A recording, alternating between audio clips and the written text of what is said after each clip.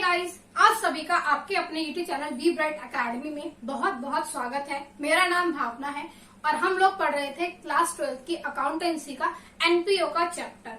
ये इस चैप्टर की 5th वीडियो है। 4 पार्ट्स में ऑलरेडी अपलोड कर चुकी हूँ। अगर आपने नहीं देखे हैं तो देख लीजिएगा, क्योंकि उन चारों पार्टों में मैंने इस चैप्टर के बेसिक्स को ही कवर किया है। जब तक आप किसी भी चैप्टर के बेसिक्स को अच्छे से नहीं समझोगे, आपको बहुत दिक्कत आएगी चैप्टर को पूरा क्वेश्चन को करने में, और आप बहुत जल्दी भूल भी जाओगे और पेपर में गलत कर जाओगे। इसीलिए आप कॉन्सेप्ट्स को बहुत अच्छे से समझ लीजिए, ताकि आप जब फाइनल क्वेश्चंस करने जाओ तो आप उन क्वेश्चंस को जल्दी भी कर पाओ, ठीक भी कर पाओ और भूलो भी नहीं। इसलिए आप उन वीडियोस को जरूर देखिएगा। मैं उन वीडियोस का लिंक डिस्क्रिप्शन बॉक्स में दे दूंगी। अब हम लोग आज के टॉपिक पर आते हैं। आज हम लोगों को पढ़ना है स्टेशनरी कंज्यूम के बारे में। स्टेशनरी कंज्यूम के बारे में मतलब कि आप लोगों को कुछ इन्फॉर्मेशन दी होती है और आपको ये नहीं बताया जाता कि आपने इस साल स्टेशनरी को कितना यूज किया है, तो उसी के बारे में हमको पढ़ना है। मैं इसको कराने के लिए आपको एक एग्जांपल बता रही हूँ।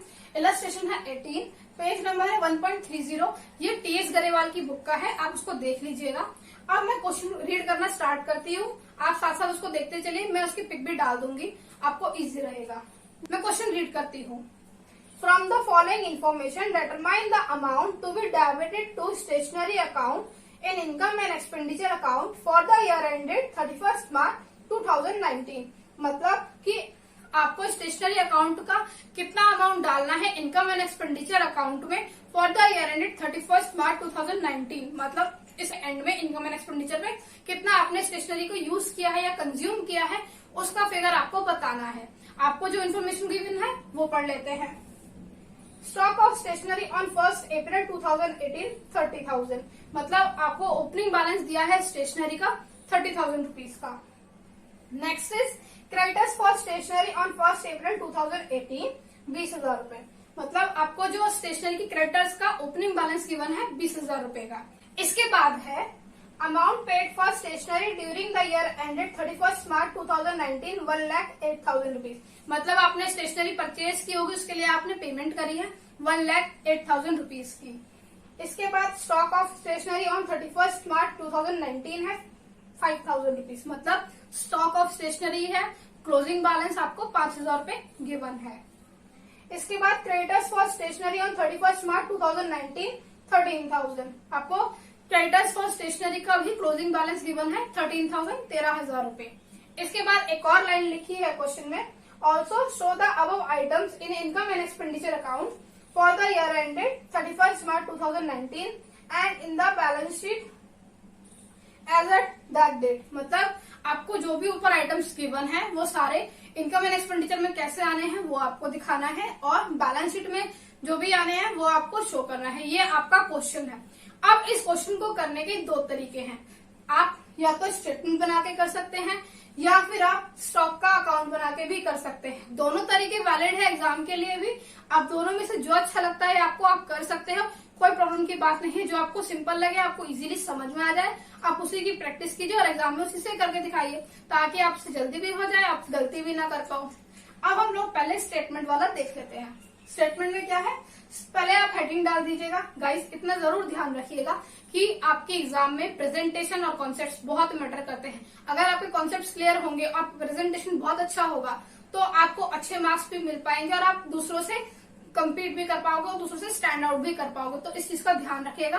किसी भी चीज को आप करते हो, जरूरी नहीं है सिर्फ अकाउंट का सब्जेक्ट भी, आप कोई भी सब्जेक्ट करते हो, आपके कॉन्सेप्ट्स और प्रेजेंटेशन दोनों बहुत अच्छे होने चाहिए। आपको अच्छे मार्क्स लाने का ये मैं आपको बोनस टिप दे रही हूँ। इसके बाद अब हम लोग देखते हैं इसको करना कैसे है। Statement showing stationery consume during the year. जो हम इस स्टेशनरी स्टेटमेंट से क्या निकालने वाले हैं कि हमारी कितनी स्टेशनरी कंज्यूम होगी और जिस पीरियड को में कंज्यूम हो रही है उस पीरियड का नाम लिख दिया। फिर पर्टिकुलर अमाउंट हम लिखेंगे कि जितना भी अमाउंट आपने पे कर दिया है स्टेशनरी के लिए पूरे साल में, कितना दिया है इस क्वेश्चन में 1,08,000 रुपीज का हमने दिया है। इसके बाद हमको ओपनिंग स्टॉक दिया है। ओपनिंग स्टॉक हमने ऐड किया।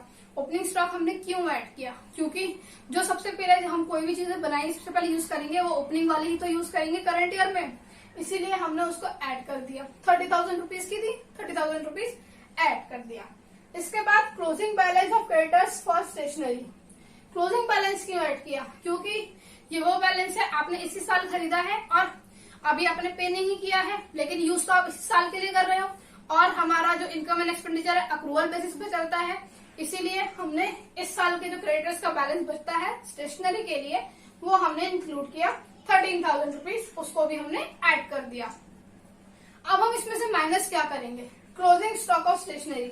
जितनी स्टेशनरी हमारी बच गई जो हमने यूज ही नहीं करी वो हम माइनस कर देंगे, हटा देंगे इसमें से। इसीलिए जो हमारा 5,000 रुपीज का क्लोजिंग स्टॉक का बैलेंस था स्टेशनरी का वो हमने माइनस कर दिया। इसके अलावा हमारा जो ओपनिंग बैलेंस था क्रेडिटर्स का स्टेशनरी का वो हम माइनस कर देंगे। क्यों? क्योंकि वो इस बार का तो रिलेट ही नहीं करता, पिछले बार का है, तो हमने उसको भी माइनस कर दिया। तो अब हमने सारी कैलकुलेशन करने के बाद 1,08,000 प्लस 43,000 माइनस 25,000 हमारा आया 1,26,000 रुपीज। ये क्या है, हमारा stationery consume during the year 2018 and 19। ये हमारी निकल गई स्टेशनरी कितनी हमारी कंज्यूम हुई है। अगर आपको ये तरीका नहीं अच्छे से समझ में आता तो आप दूसरा देखिए। अब इसमें आपको अकाउंट बनाने हैं। अकाउंट बेसिकली बनाना बहुत जल्दी लोगों को समझ में आ जाता है, इसलिए आप इसको भी प्रेफर कर सकते हैं, चॉइस आपकी है। अब सबसे पहले आपको 2 अकाउंट बनाने पड़ेंगे। 2 क्यों? क्योंकि आपको स्टॉक ऑफ स्टेशनरी भी बोला गया है और क्रेडिटर्स का बैलेंस भी गिवन है स्टेशनरी का, तो क्योंकि दोनों एक दूसरे से रिलेटेड ही है तो दोनों अकाउंट आपको साथ में बनाने पड़ेंगे। आप अगर साथ में बनाएंगे तो आपका टाइम भी वेस्ट नहीं होगा, जल्दी भी कर पाएंगे, क्योंकि आप साथ के साथ पोस्ट करते जाएंगे। अगर आप साथ साथ पोस्ट करते जाएंगे तो आपका कुछ भी अमाउंट छूटेगा भी नहीं और जल्दी टैली कर जाएगा, जल्दी क्वेश्चन सॉल्व हो जाएगा। अब आप सबसे पहले स्टॉक ऑफ स्टेशनरी का अकाउंट बनाइएगा, फिर क्रेडिटर्स फॉर स्टेशनरी का अकाउंट बनाइएगा, फिर उसके बाद में आपको जो भी चीजें गिवन है उसकी पहले क्रॉस पोस्टिंग कर दीजिए, उसके बाद में हम बाकी एडजस्टमेंट करके देखेंगे। सबसे पहले आपको स्टॉक ऑफ स्टेशनरी का ओपनिंग बैलेंस गिवन था 30,000 रुपीज, वो लिख दीजिए। फिर क्लोजिंग बैलेंस गिवन था वो भी लिख दीजिए, और क्रेडिटर्स फॉर स्टेशनरी में आपको ओपनिंग बैलेंस गिवन था और क्लोजिंग बैलेंस गिवन था 20,000 रुपीज और 13,000 रुपीज, ये भी आप लिख दीजिए। इसके बाद आपको एक और चीज गिवन थी क्या, आपने 1,08,000 की पेमेंट भी करी थी, मतलब रिसिप्ट एंड पेमेंट अकाउंट में जाएगा, तो वहां से किसको की, क्रेडिटर्स को तो की। जब भी हम क्रेडिटर्स को पेमेंट करते हैं तो डेबिट साइड में आता है, इसीलिए हमने रिसिप्ट एंड पेमेंट अकाउंट लिख दिया 1,08,000, ये हमने पेमेंट कर दी है क्रेडिटर्स को। जब हमने अब किसी भी अकाउंट को टैली करने के लिए अगर यहाँ पे 3 चीजें हैं तो जो लास्ट बचेगी वो क्या होगी कि हमने कितना स्टेशनरी को क्रेडिट में परचेज किया है, तभी तो हमारे क्रेडिटर्स बढ़ गए ना। अब देखिए यहाँ पे 1,08,000 है, 13,000 इसमें ऐड किया तो आया हमारा 1,21,000। उसके बाद हमारा जो भी ओपनिंग बैलेंस था 20,000 माइनस कर दिया, हमारा फिगर आया 1,01,000। ये हमारी वो स्टेशनरी है जो हमने क्रेडिट में परचेज की है इस साल, तो ये हमारा बैलेंसिंग फिगर निकल आया, ये हमारी क्रेडिट परचेज हो गई। अब इसकी हम लोग क्रॉस पोस्टिंग करेंगे, इसको हम लोग यहाँ से ट्रांसफर करेंगे यहाँ पे क्रेडिट साइड में तो डेबिट साइड में चला जाएगा। अब डेबिट साइड में हमने लिख दिया क्रेडिटर्स फॉर स्टेशनरी अकाउंट, क्योंकि ये इस अकाउंट से आई है, फिगर है हमारा 1,01,000 रुपीज। अब हम लोग इस अकाउंट को टैली करेंगे, 30,000 रुपीज प्लस 1,01,000 रुपीज हो गया हमारा 1,31,000 रुपीज। ये चीज अब हमने यहाँ पे बैलेंस इसका सेम लिखा, माइनस कर दिया, हमारा जो हमको बैलेंस शीट दिया था, क्लोजिंग स्टॉक दिया था, वो हमने माइनस कर दिया, हमारा आया 1,26,000 रुपीज। ये क्या चीज निकली, ये है हमारा वो चीज जो हम ढूंढ रहे थे, इनकम एंड एक्सपेंडिचर में हमें जो डालना था, कितनी हमारी स्टेशनरी कंज्यूम हुई है, ये वो फिगर है, ये भी बैलेंसिंग फिगर है। अब ये फाइनल बैलेंस आ गया। अब इसके बाद क्वेश्चन ने हमको लास्ट में क्या पूछा है कि इनको आपको दिखाना है इनकम एंड एक्सपेंडिचर अकाउंट में भी और बैलेंस शीट में भी। तो पहले इनकम एंड एक्सपेंडिचर की बात कर लेते हैं। इनकम एंड एक्सपेंडिचर में लिखा है, सबसे पहले हमें बुक्स का तो बताया ही नहीं कि ये किसके बुक्स में है, तो इसीलिए मैंने डॉट डॉट डाल के छोड़ दिया। फिर इनकम एंड एक्सपेंडिचर अकाउंट, ये एक्सट्रैक्ट है क्योंकि पूरी इन्फॉर्मेशन हमें नहीं गिवन है। फिर इसका फॉर्मेट बना के टू स्टेशनरी कंज्यूम, कितने की स्टेशनरी कंज्यूम हुई हमारी 1,26,000 रुपीज की, तो हमने वो यहाँ पे पुट अप कर दिया। इसके बाद हम बैलेंस शीट देख लेते हैं। बैलेंस शीट का परफॉर्मा बनाया, जो पीरियड की मांगी थी हमसे वो पीरियड लिख दिया हमने, और ये भी एक्सट्रैक्ट है तो वो भी हमने शो कर दिया। अब जो जितने भी क्रेडिटर्स होते हैं वो लाइबिलिटी साइड आते हैं, तो जो क्रेडिटर्स है हमारे स्टेशनरी के क्लोज, क्योंकि ये क्लोजिंग बैलेंस शीट है तो हम क्लोजिंग ही लेंगे, वो हमारा 13,000 का फिगर था तो वो हमने यहाँ पर लिख दिया। इसके बाद जो हमारी एसेट्स है, हमारा जो स्टेशनरी का स्टॉक होगा वो हमारे लिए एसेट है, इसीलिए हमने स्टॉक ऑफ स्टेशनरी को लिख दिया यहाँ पर। ये 5000 रुपीज का हो गया। आई होप आपको ये समझ में आ गया होगा। अब हम लोग एक और तरीके का स्टेशनरी कंज्यूम का क्वेश्चन देख लेते हैं।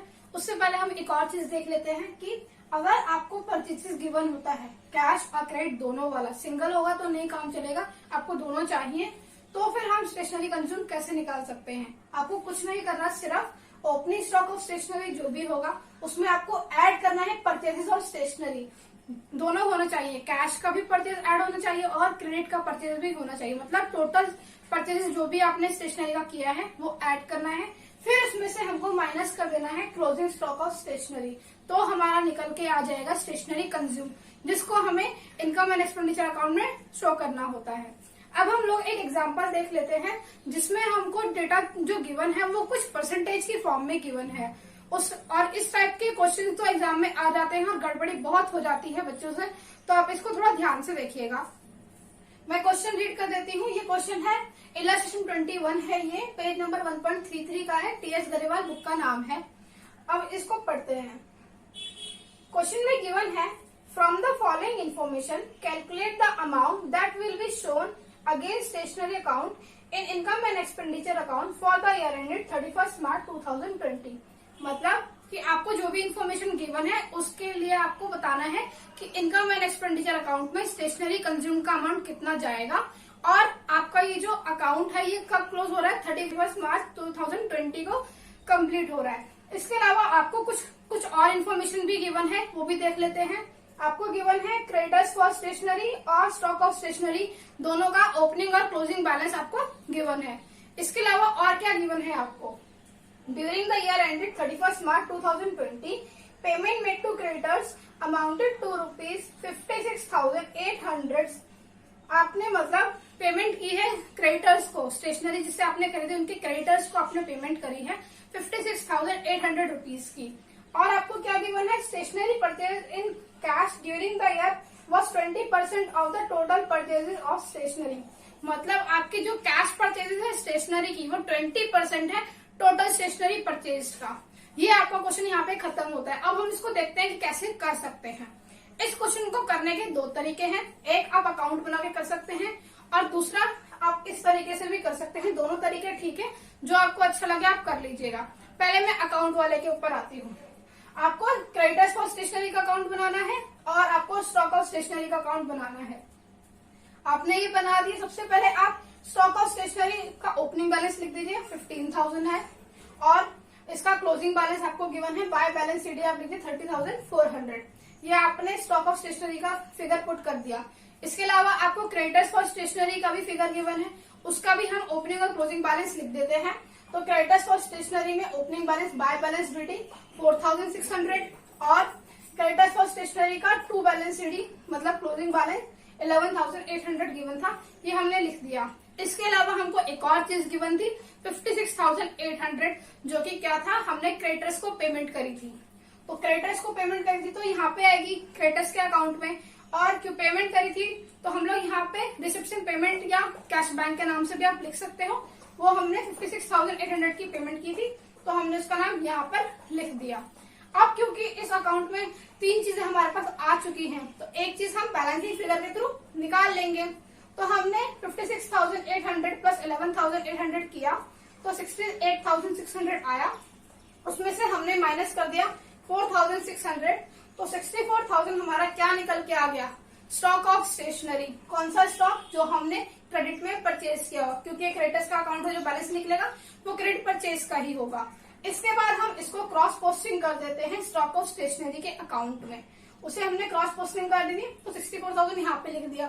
अब हमारे पास क्रेडिट परचेज तो आ गया, कैश परचेज तो अभी भी नहीं है, तो हमें यहाँ पर उसको लिखना पड़ेगा कि कैश परचेज भी आने वाला है। प्लस इसमें एक और चीज होती है जो इनकम एंड एक्सपेंडिचर में हम डालते हैं, जो स्टेशनरी कंज्यूम होती है। हमें ये दोनों ही फिगर नहीं गिवन है। अगर ये दोनों ही फिगर नहीं गिवन है तो हम अकाउंट को क्लोज ही नहीं कर सकते। इट मीन्स हमें एक वर्किंग नोट बनाने की जरूरत पड़ेगी। अब हम वो वर्किंग नोट भी देख लेते हैं।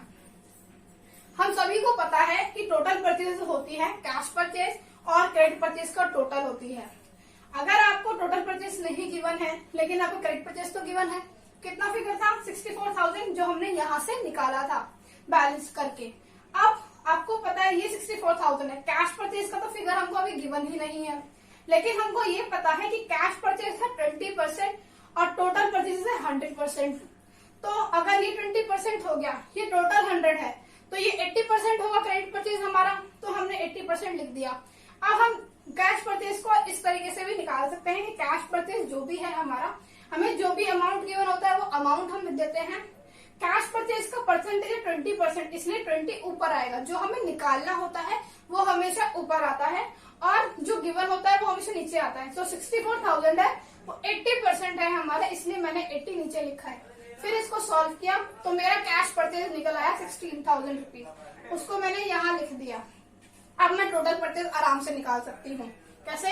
16,000 प्लस 64,000, ये हमारा 80,000 रुपीज का हो गया। अब आप चाहो तो ये जो हमारा कैश परचेज निकला है इसको यहाँ पर लिखेंगे हम इस अकाउंट में। अब हमारे पास ये 4 फिगर आ गए, 5वां हमारा बैलेंसिंग फिगर निकल जाएगा जो हमारा इनकम एंड एक्सपेंडिचर अकाउंट में जाएगा। आप चाहो तो इसको ऐसे सॉल्व कर सकते हो। दूसरा तरीका क्या है कि आपने यहाँ तक तो फिर भी करना ही है। आप चाहो तो कैश परचेज ना निकाल के आप डायरेक्टली टोटल परचेज भी निकाल सकते हो। कैसे? टोटल हमारी जो फिगर गिवन है 64,000 वो तो हमें लेना ही है। टोटल परचेज का फिगर होगा 100 क्योंकि टोटल 100 है और ये 64,000 है, ये 80% है तो 80 मैंने नीचे लिख दिया। तो इससे मेरा टोटल परचेज निकल के आया 80,000 रुपीज का। और यहाँ पर मैंने आपको बताया था कि स्टेशनरी कंज्यूम का दूसरा फॉर्मूला भी है, तो वही फॉर्मूला हम यहाँ पर पुट करके देखेंगे। तो स्टेशनरी कंज्यूम का फॉर्मूला मैंने लिखा, opening stock of stationery plus purchase of stationery, cash और क्रेडिट दोनों का टोटल मतलब, और माइनस कर दिया इसमें से क्लोजिंग स्टॉक ऑफ स्टेशनरी।